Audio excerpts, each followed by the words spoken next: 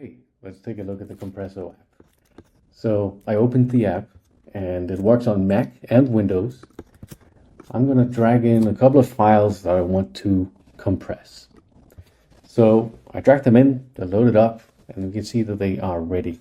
I can just hit compress all to start compressing all of them. I can then click one of them to see how it's going, where it's at, and we can see this one ended at 81%.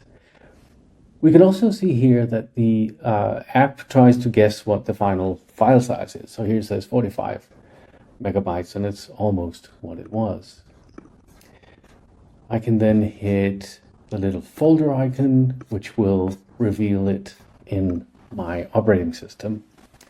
In this case, most of the files here didn't really become as small as I wanted them. So we can open settings. And in settings, we have all sorts of ways to make the file smaller or better.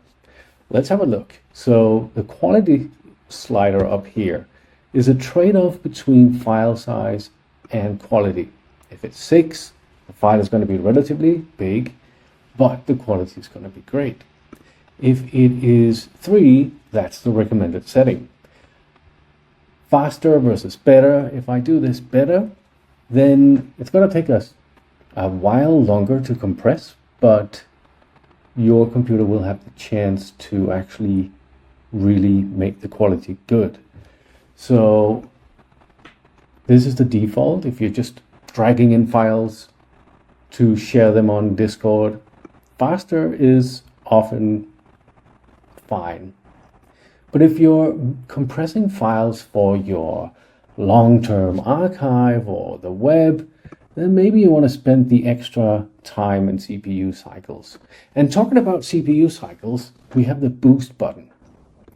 If you plan on doing something else while you're compressing, let's say you have a really big file, the boost button is a really good way to get the quality, exactly the same quality, but it's going to take a little while. So technically what we do is that we only use one of your CPUs to compress.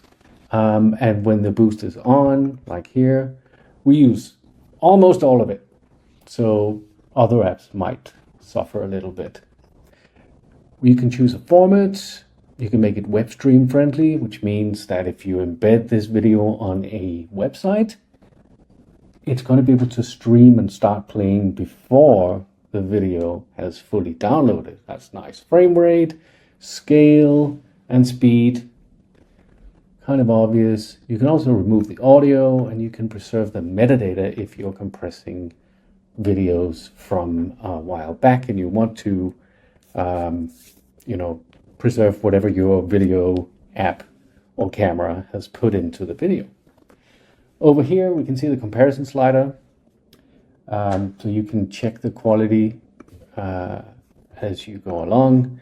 We also have a mini mode, which is this one here. So this one basically just stays on top of all your windows, and you can drag in files to compress.